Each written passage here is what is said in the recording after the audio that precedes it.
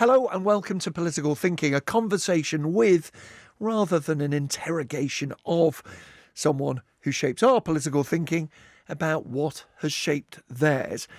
My guest this week has threatened to bring the country to a standstill, which has made him a target of those who accuse union militants of being hell-bent on suicidal madness. Others, though, say that he is an example for working people of how they can get a decent deal at a time when their standard of living is constantly being squeezed. Whatever your view is, Mick Lynch, the General Secretary of the RMT, now has the backing of his members for potentially a very major confrontation, not just with the rail companies, but with governments of all political persuasion, with the Tories in Westminster, the SNP in Scotland, and also with the Labour Mayor of London as well. Lynch has said all he wants from life is a bit of socialism. Mick Lynch, General Secretary of the RMT, welcome to Political Thinking. Do you enjoy weeks like this? I mean, you're in the limelight, the union's in the limelight, you've got the backing of your members. Well, it's more exciting than dealing with some paperwork, I suppose. So there's a lot of appearances like this. There's a lot of stress. But if you didn't want to do that, if you didn't want to be involved, you should be doing another job. So it's stimulating, I would say, but stimulation isn't always good. And it certainly makes you think. You prepared for quite a long time for this potential confrontation. We have to say potential because it might not end in strikes. Absolutely. We've been talking to the employers for a long, long time. Since COVID started, they brought out their reform package. They had to get stuff in place for COVID to change the services. And this is a follow-on from COVID, one way or the other, about the changes that happen on the railway. So we've got to deal with it. And I hope we don't go on strike, but we have to have that in our top pocket, is my opinion. And you did say that you could bring the country to a standstill. Could you? Would you? Well, there's been a bit of hyperbole. People have been saying it's the biggest strike since 1926. It's not. It's a straightforward, traditional trade union dispute about pay, jobs and conditions. It's not going to be the general strike. I don't think the country will come to a standstill. It will be an inconvenience. I don't indulge in hype, but it's a very serious dispute, and a lot of our people are very motivated to get behind it, which has been proven in the ballot results. And how inconvenient? There was talk when you did an interview with the Mirror recently of empty shelves and fuel shortages and blackouts. Well, they talk about it. I didn't put those words up. They say, can you discount this, or would you deny it? It could, if it escalates, it could get very serious. The difference between this dispute and some that others are familiar with, where you might have a train operator that's got a particular group of people in a conflict or a dispute, is that this involves Network Rail's infrastructure, all the signallers, the electrical controllers and all the maintenance staff from the top of Scotland down to the bottom of Cornwall and all points in between. And if they're involved in action, that will stop the railway to a large extent. There'll be managers working, no doubt, trying to get it going, which is part of the given the to and fro. But we'll see. It is a national dispute, and we haven't done that since privatisation on this level. And as you survey the scene as a trade unionist for many years, do you think we're going to see many more disputes? Because after all, inflation at this sort of level erodes people's incomes, and working people who are represented by unions are going to want to fight to make sure they don't see their pay eroded. Are we going to see a lot of this? Well, I'd like to say I hope so. I hope that's not too controversial. I use that term working class because it's gone out of fashion, and so many people in my position, including the TUC and the Labour Party, don't like using it. But there is a class. I mean, it's undeniable in this country or in any society. There are people at this moment who are suffering, and they're not just suffering because they're unemployed and on benefits and have got difficulties, whether they're disabled or what have you.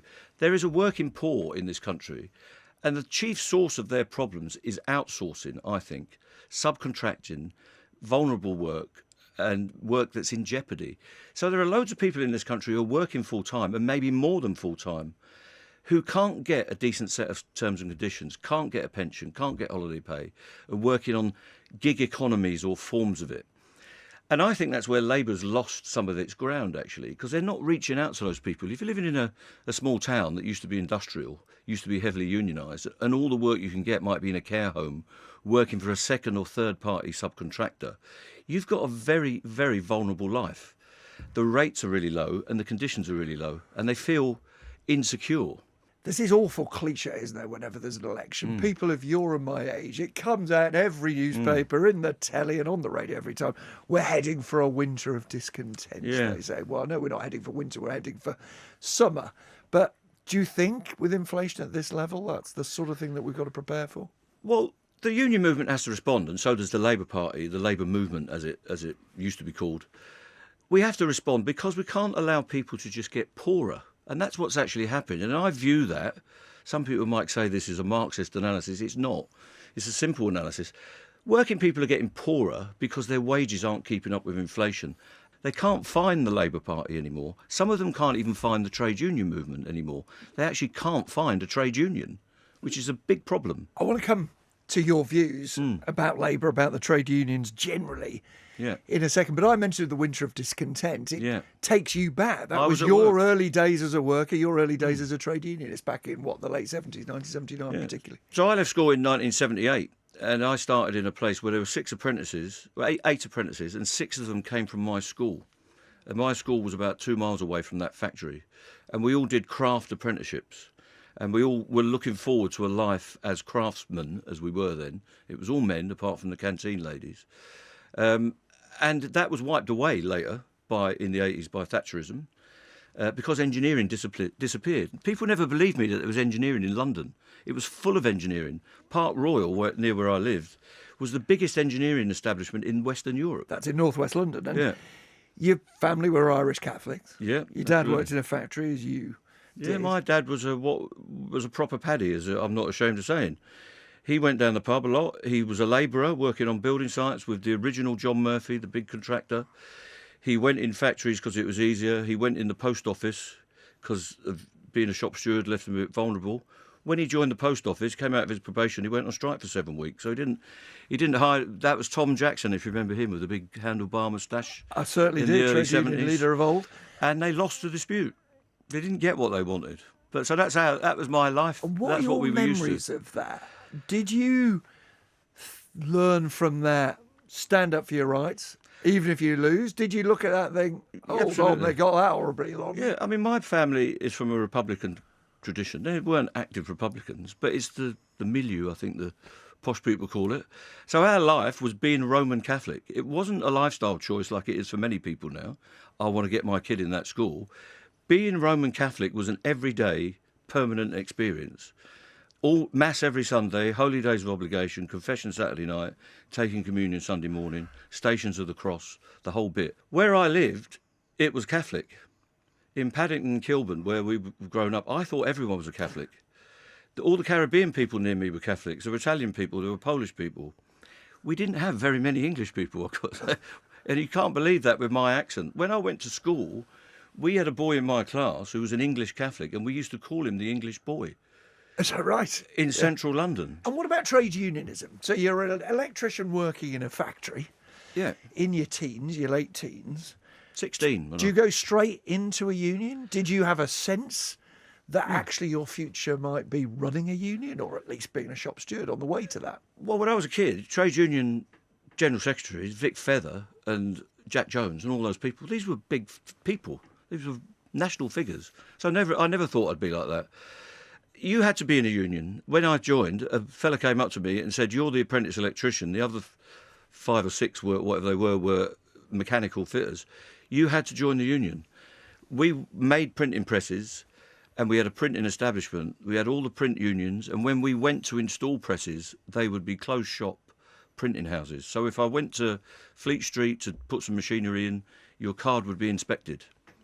And I would expect it to be inspected, and I wanted it to be inspected because I didn't want a non-union person coming into that setup. Now, all of that was made impossible by Margaret Thatcher.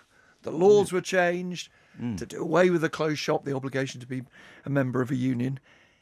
You're nostalgic for the I'm nostalgic for the power that we had, and what more nostalgic for the control and the values that we had. People talk about the winter of discontent and the excesses of the trade union movement as it's styled and as it was caricatured by the press, which was extremely hostile. I'm nostalgic for the balance that we were creating. I think society was becoming rebalanced in the 70s. Thatcher not only crushed the trade unions, she brought in the Big Bang. She got rid of paternalism in companies. When you worked at a factory such as, not just in Bourneville in Cadbury's, but Nestles, as we used to call it in West London, where I used to work, any of the brewers, any of the factories had football fields, social clubs, some of them had housing. My first house I bought was a railway house provided by British Rail and provided by the Great Western Railway. All of that has gone. People now disregard the workforce as something that's under their shoe in some ways. Not if you're an office worker, but if you're doing refuse collection, if you're doing care services, if you're doing manufacturing, in many ways you're an inconvenience and we're waiting to automate you out. So Before we go back to sort of the disputes you're currently in, you paid a very heavy price for being a trade unionist. A phrase that will mean a great deal to trade unionists listening and watching, but might not mean a lot to other people. You were blacklisted. What happened? So I came out of engineering because it was closing down and went into construction, which is transferable skills, good thing. And I remained a union activist, and there was a lot going on. Our union was collaborating, the electricians' union, as you remember, with Murdoch and all that, not to be too boring. But we formed another union, which is probably a big mistake, to be loyal to the TUC and loyal to our values. And that made me a big target in London, in the construction industry, not easy. So the employers, going back to 1919 in the Economic League, used to keep a blacklist. So in other words, a blacklist is a whole list of workers who are, in inverted commas, trouble. Yeah. And the word is basically going out to all the employers, don't give them a job, don't take them on. So I was put on that and I couldn't get work. It was obvious to me. So you move from job to job as a contracted electrician. It's part of the deal. I couldn't get work. And so I said to my wife, I'm going to have to change direction here. I know it's because of a blacklist. You can't prove it. And when you tell people there's a blacklist, they think you're paranoid. But you did know? Or Everyone no knew. sense? Everyone knew. Because it's only the activists that can't get work.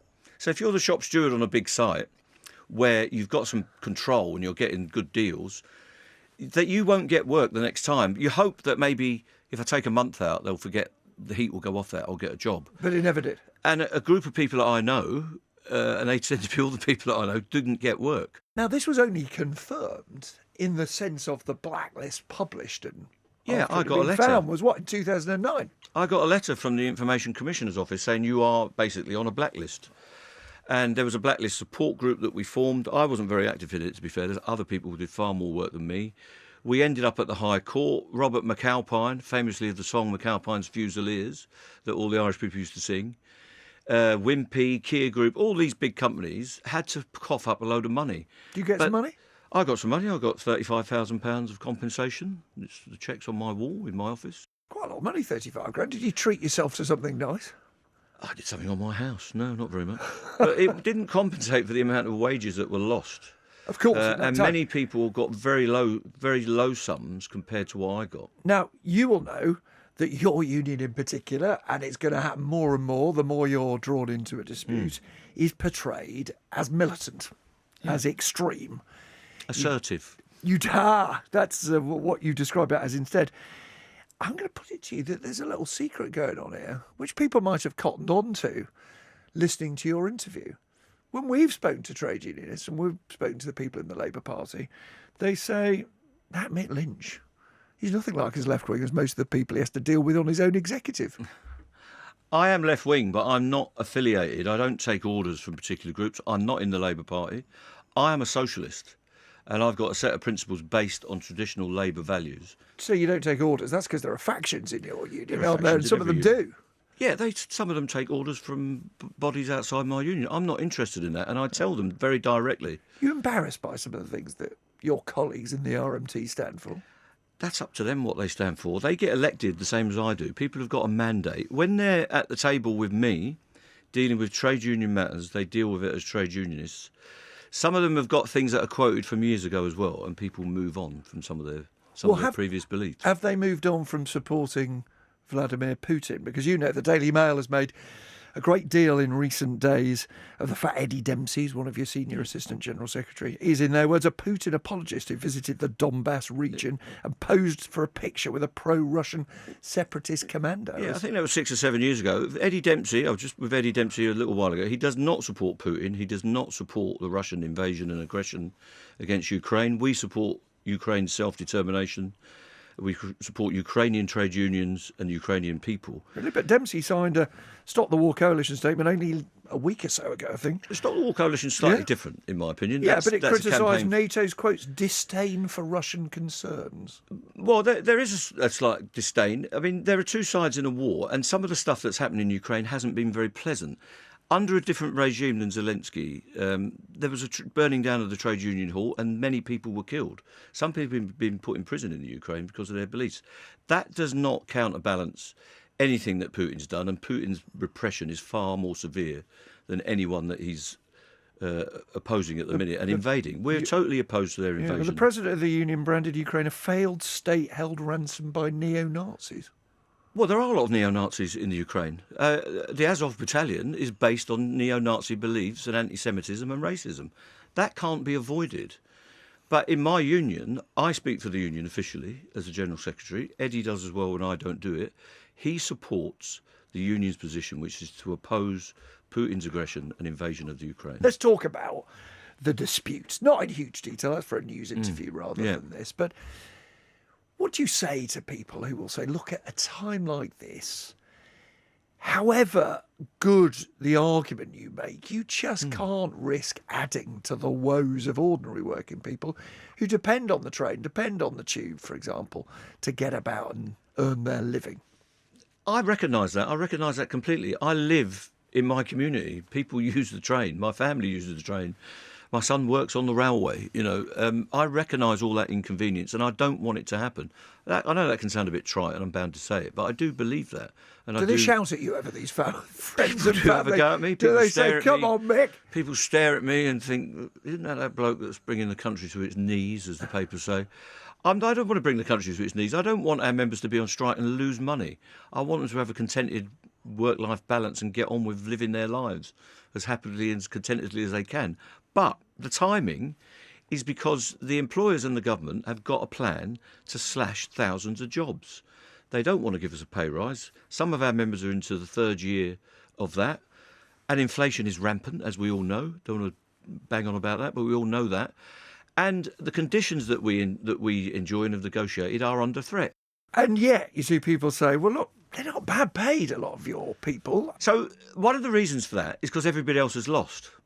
So we have never lost our ability to bargain, going back from BR for privatisation. We've not lost our final salary pension scheme, and we've not lost our terms and conditions. So relative to where we were, and we have done well in some negotiations on tube, rail and bus, we have maintained our position. So relatively, the rest of the working class has been relegated to League One, a bit where Man United are heading at the moment. Enough of that, thank you. Right? So that's the relativities. If you looked at the relativities, a tube driver used to be on the same wages as a bus driver. In fact, a bus driver traditionally, before the 60s, was often on more money than a tube driver. A tube driver, because of RMT membership and ASLEF membership, unions that are prepared to campaign and go to the wall on these issues, is now on a much higher wage. But relatively, against inflation, their wages may not be much different.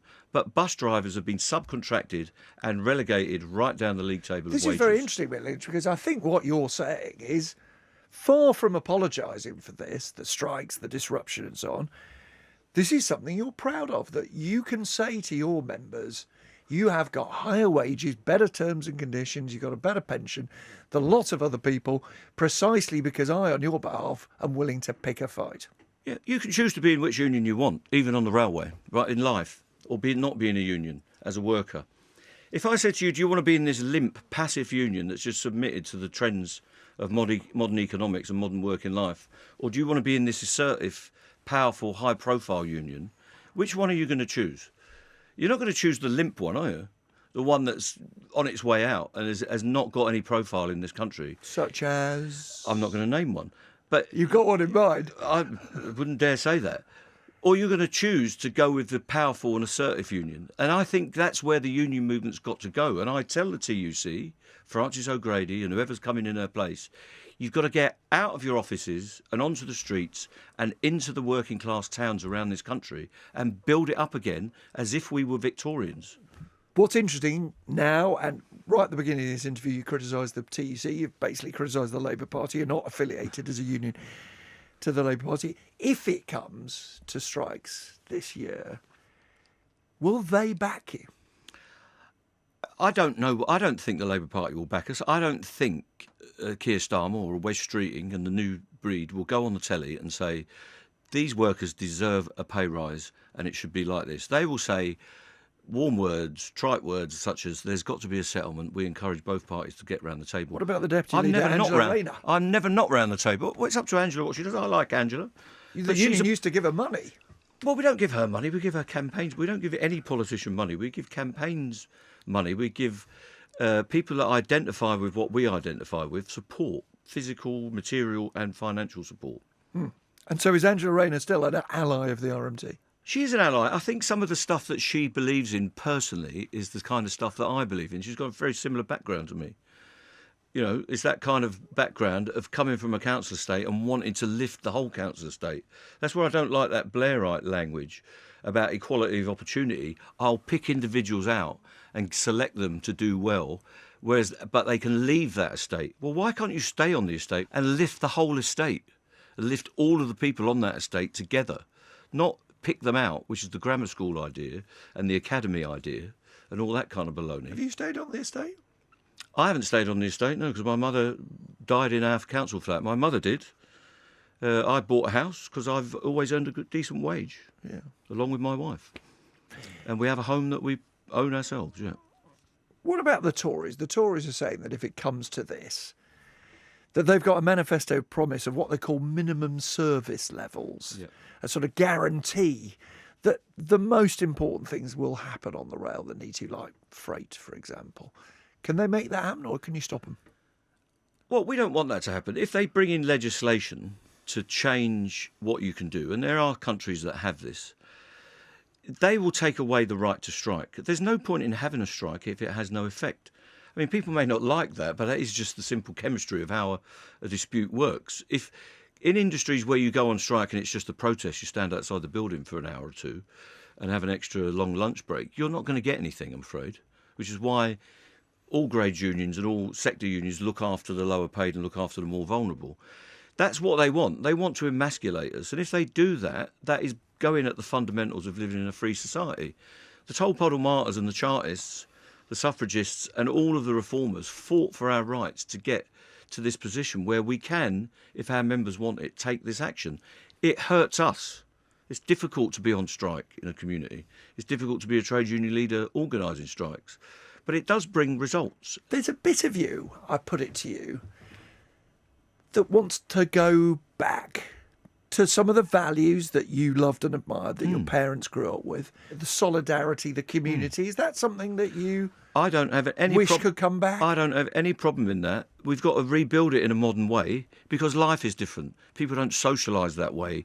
You know, the caricature of the Miners' Lodge or the Working Men's Club, they're struggling. People communicate in a different way. They don't all want to go to boring branch meetings, but they don't always want to take part in residents' associations or supporting the church rebuilding fund or whatever. All these things are part of it. Some people don't even want to go to the pub anymore. I can't understand that at all, Nick. You probably might agree with me. But all that kind of stuff. We'll be talking about the fact you have to have IPA rather than bitter soon. But which in my culture is around this idea of the crack. The crack involves more than just telling jokes. It's about the atmosphere in a community and in a society. I think we're missing that, and people were becoming atomised, stuck in their beds, not helped bedrooms, not helped by COVID, but that thing of being obsessed by your phone and your laptop, living your life through a website. Well, we've got to turn that around. Surely everyone wants that. Get back doing some sport or camping or whatever you need to do. I was in the Cubs. I loved it. Just finally, I asked you how it was to be in the public eye now. Do you want people to know the name Mick Lynch? Do you like the idea that in the way that Bob Crow was a famous trade unionist, maybe Arthur Scarger was? You mentioned some of the names from the 70s who I remember growing up as a kid. Jack Jones, Vic Feather. Do you want to be a big public figure in that way? But I have some problems with that personally. I don't seek it, but no, everybody's got an ego. If I wasn't known to anyone, I wouldn't be doing my job. And if you're an anonymous trade union leader, I think there is something wrong with the campaigning that your union is doing. So I would love it if there were 30 well-known trade union leaders getting interviews, getting airspace and getting their message across. And that's what I want. It's not for me particularly. I know that sounds a bit over-humble, but I know I've got an ego and I enjoy some of it. I enjoy these conversations. But ultimately, it's so that the union movement gets a profile in the society. That's why we need high-profile campaigns and high-profile people. Mick Lynch, General Secretary of the RMT, thank you so much for talking to me on Political Thinking. Thanks for having me. So is the General Secretary of the RMT a man who's simply doing his job, fighting for his members' rights, making sure that they get a better deal than those who are not represented by a strong trade union? Or is he a selfish militant, a man putting his own interests, his members' interests, before those of the wider community? That is a debate where you have to come up with the answer. Thanks for joining me on Political Thinking.